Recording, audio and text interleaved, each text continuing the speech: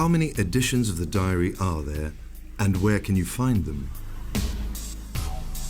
The first articles by Professor Papakhadzis with excerpts from Dienach's diary came out in print in 1966 in Parnassus Literature Magazine, issue 1966A, the most important literature magazine published by the most distinguished literary organization of Greece, Parnassus Literary Society.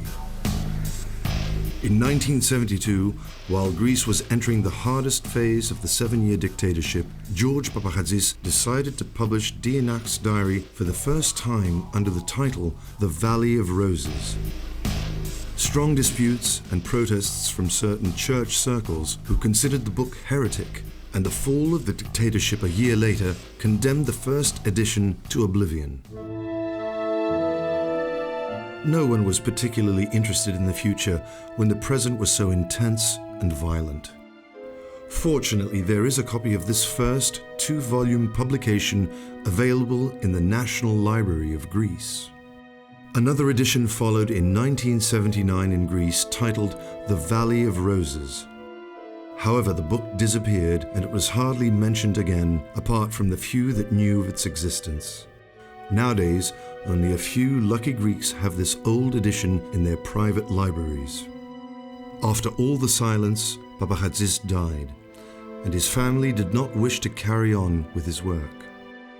22 years passed before the diary was picked up again by the independent publisher Radamanthis Anastasakis, who decided to republish the original diary on a small scale in 2000. This edition is currently available in a few small bookstores of Athens. Chronicles from the Future is the first and only English translation of the original first edition of Dienach's diary. It was published on November 2015 as a Kindle e-book and on March 2016 as a printed book.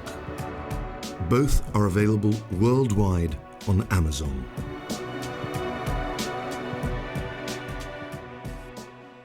Does this book have literary merit? No, it doesn't.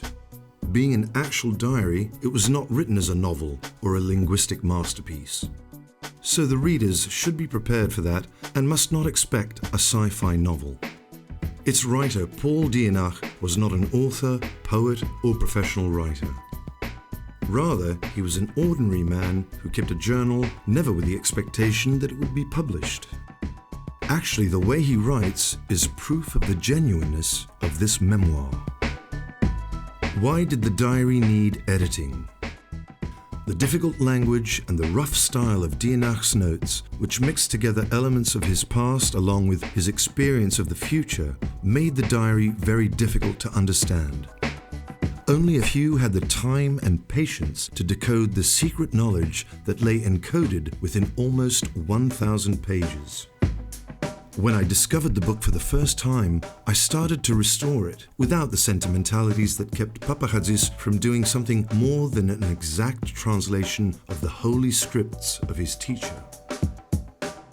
Almost a century after the original diary was written, this was a task that had to be undertaken so that a 21st century reader could really understand what a 20th century man wanted to say.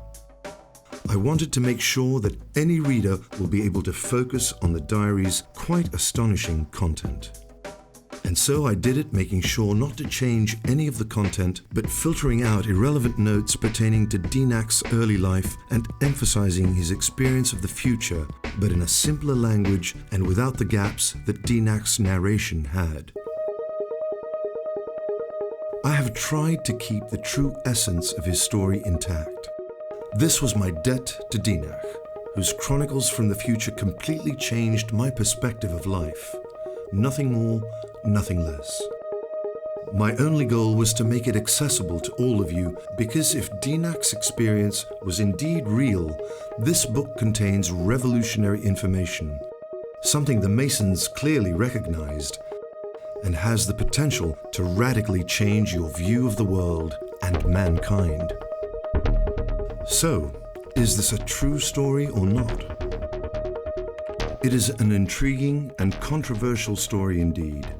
We have to once more clarify that this publication is not a novel, but a translation of a man's diary, and as a diary, it is by default listed as a non-fiction.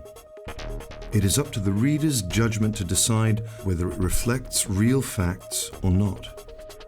But if you read the book, you will see that any proof you need lies within the words. Moreover, if you read into this book, you will understand its essence. It honestly doesn't matter if it is fact or fiction. The truth is, it's incredibly beautiful and depicts a global society worth making our goal. This is the most optimistic and completely feasible outcome of our future that will fill your soul with joy and hope at a time when there is little to hope for.